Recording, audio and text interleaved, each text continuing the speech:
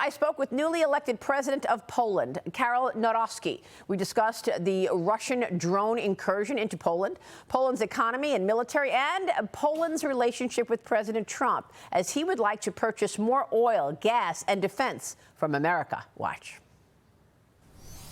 And joining me right now is the newly elected President of Poland, President Nawrocki.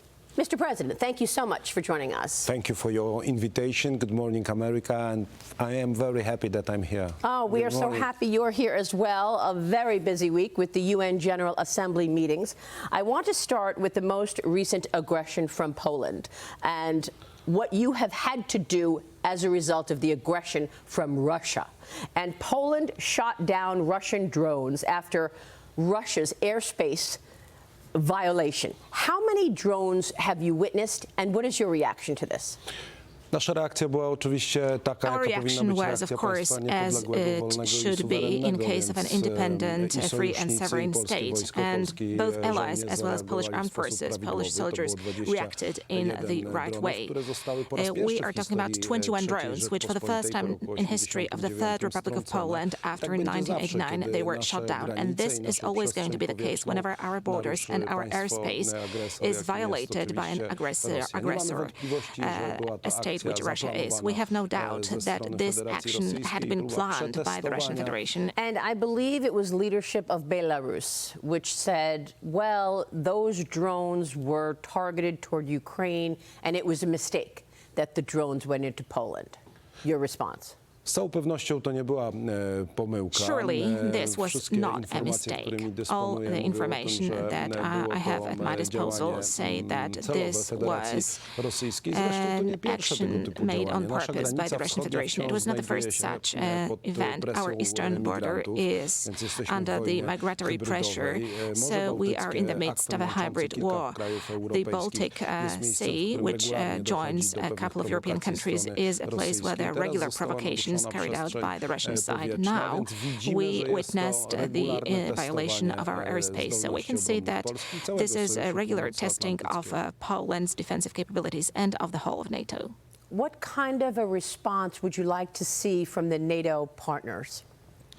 I think that as allies, NATO states have stood the test. On the one hand, an important thing is that also on the 10th of September, Russian drones and the shooting down of Russian drones was also joined by our allied forces. What is very important to us, to the Polish people, especially after my meeting with President Donald Trump, is the declaration made by President Donald Trump. He really understands very profoundly Poland, and he appreciates our relations as allies, declarations and guarantees of security given by the President of the United States, but there are still a lot of things that we should do together, such as anti-drone systems in Poland. Are you expecting more help in that regard from European and American allies? What I'm talking about are new capabilities, troops to Poland, fighter jets, securing your airspace as a result of help from European and American allies. First of all, myself as Commander-in-Chief of the Armed Forces in Poland believe in the Polish soldiers. We have got a very big, serious army. We want to have even more, 300,000 soldiers in Poland, but today we have got more than 200,000 soldiers in Poland. Our armed forces are reinforced thanks to the U.S. equipment as well, which is the best in the world. We are still waiting for F-35s. We have got HIMARS launchers. So this cooperation between Poland and the United States is fundamental for building our strategic strength, our strength. I'm convinced that building of the alliance, more contracts for American equipment which strengthens Polish potential, investment in the Polish soldiers, gives us this conviction that Poland will be ready. Poland spends close to 5% of GDP, exactly 4.7% of GDP for Polish armed forces, for building up Polish army. That's why we are very much delighted with the decisions taken at the Hague NATO summit, where under the pressure of President Donald Trump, other European countries also declared that they would fulfill their duties vis-à-vis NATO. It's interesting that citizens are joining the military increasingly in Poland. Is that right? Is this a directive?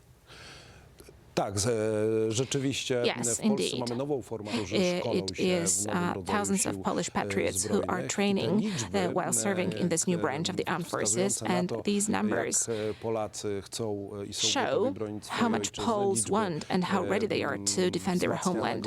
Where are you now in terms of increasing your allocation to defense spending? 5% of your GDP. Jesteśmy bardzo blisko. We are very close. Państwem w NATO, We are a NATO country which is spending most resources on the armed forces. Right now we have achieved the level of 4.7%, so we are very close to the 5% threshold which was decided on during the Hague summit. Often in my conversations with President Donald Trump or even in public statements, we are indicated as the model ally in this respect, we are not only dependent on international assistance, but we are shown as a country which is building its security system through spending funds on it. But on the other hand, we are also implementing contracts, international contracts for military equipment. Can you give us a sense of the partnership between Poland and the United States?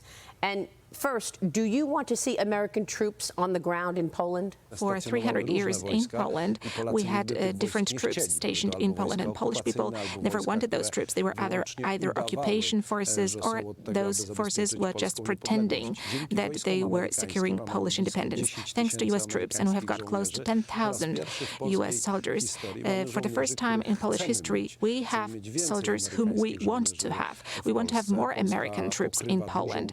Poland covers a lot of the financial part of the stay of American soldiers. We have been developing and extending infrastructure to receive U.S. troops, and America for centuries has been our most important ally. This is an alliance based on values such as independence, democracy, attachment to these values, and a lot is still in front of us, ahead of us. That is why we had this conversation with President Donald Trump, and this conversation referred on the one hand to security, extending the component of U.S. troops also in Poland. But on the other hand, we were also speaking about business, about economy, as we can put it. President Trump, during his presidential campaign, said drill, baby, drill.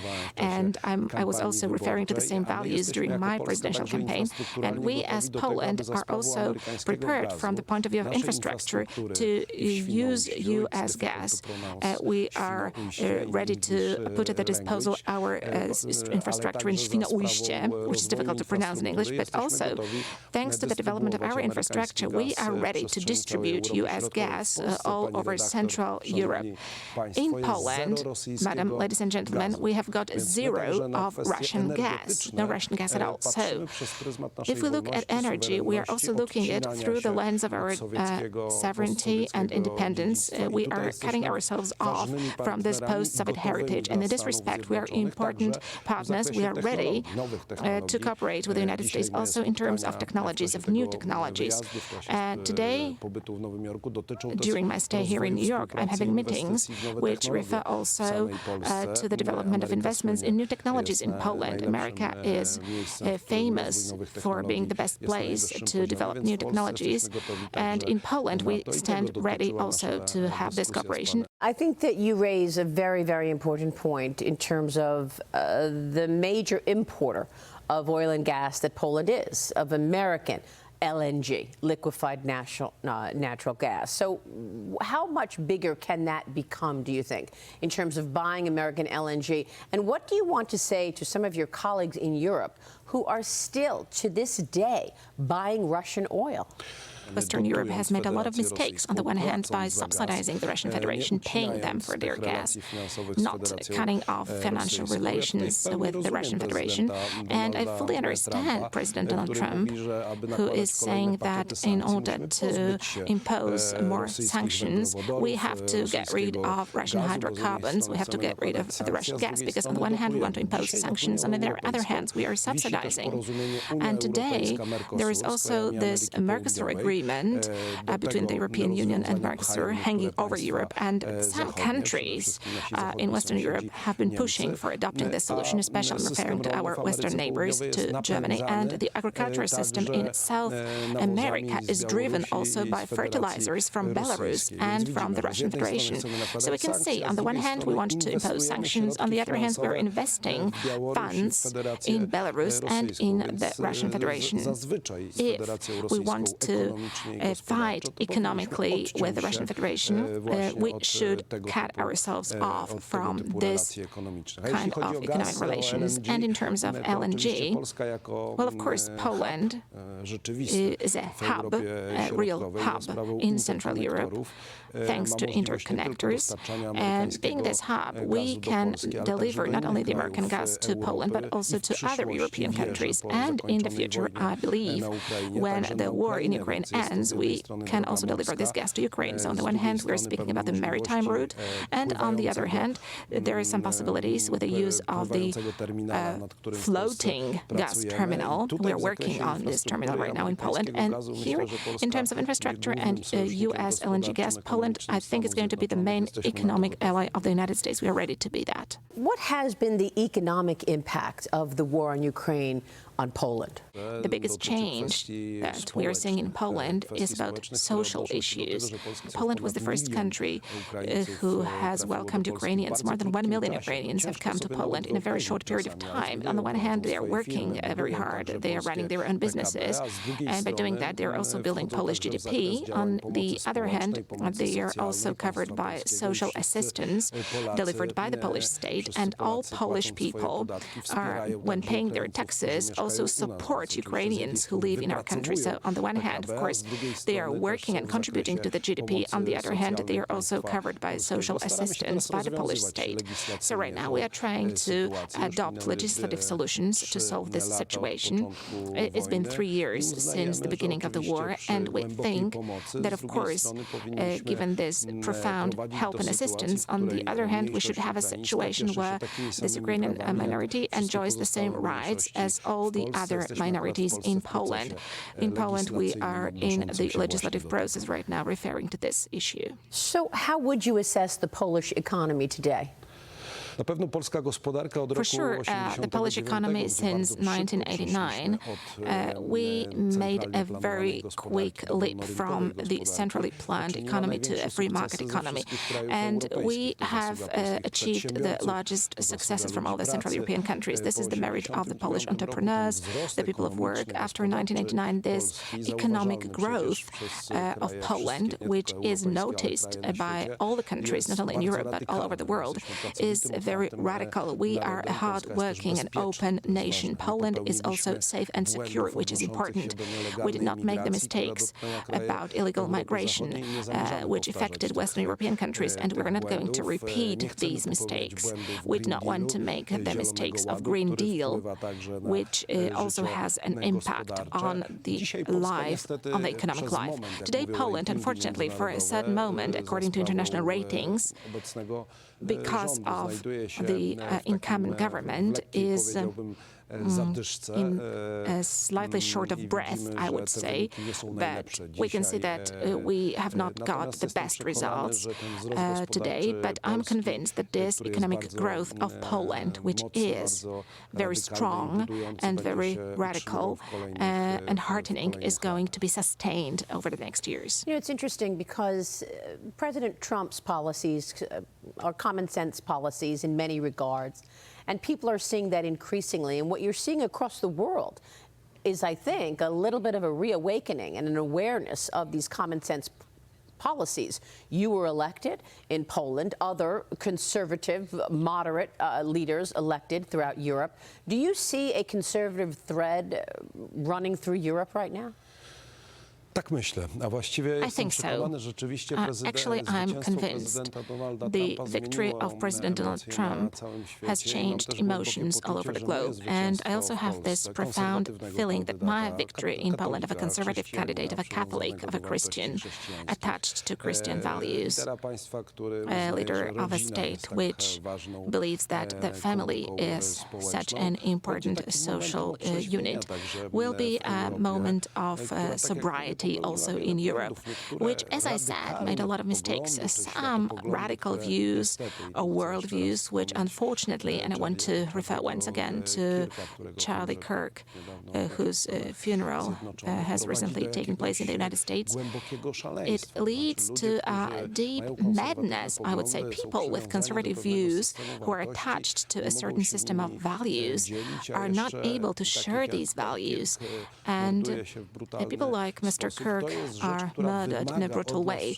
So this requires from all of us as a national community a civilization wake-up, because we have to see that it all takes us in the wrong direction. And I profoundly believe that both the victory of President Trump and my victory in Europe will lead us to this very deep political sobriety, that the world should return to its foundations and it should build responsibility for the future of our civilization based on values and not based on extreme radical ideologies which are destructive for us. What is your message to the hundreds of thousands of Polish Americans here today living in the United States? I know that you were in Pennsylvania this week as well, and I know that there is a big group of Polish Americans, hundreds of thousands in Pennsylvania. What is your message to them? First and foremost, I would like to say thank you, ladies and gentlemen, for being, on the one hand, loyal citizens of the United States, and on the other hand, thank you that you carry Poland in your hearts. Poland is proud of you. Thank you also for voting on me, because I won in the United States. Thank you for all the votes and ballots cast on me. And as you are today, I would like you to remain to be wonderful ambassadors of Poland in the United States. I would like you to build the relations with our most important partner in the world, that is with the United States of America. Mr. President, after Poland downed those drones from Russia, the UN Security Council held an emergency meeting to discuss Russia crossing into Poland's airspace. Do you see this as an emergency? Do you see this as a new leg into this war? What happened on September the 10th for sure is a breakthrough. Of course, Polish people did not succumb to Soviet troops in 1920. The Soviets were right at the borders of the Republic of Poland. We did not give up our spirit for 45 years of the communist Poland. We were nothing more but a Soviet colony at that time. So Polish people will not also be scared of Polish drones over Polish skies. But this, for sure, is a kind of a breakthrough event, because for the first time the Polish state was treated in this way.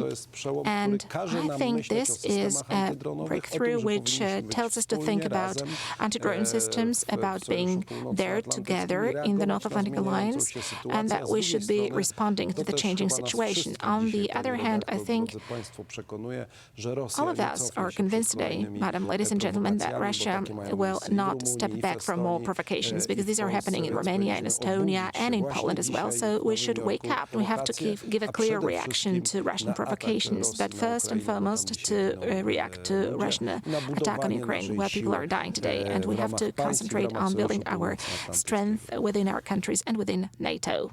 Thank you so much, President Nawrocki. Thank you very much, Madam Maria. Thank you very much, ladies and gentlemen. All the best.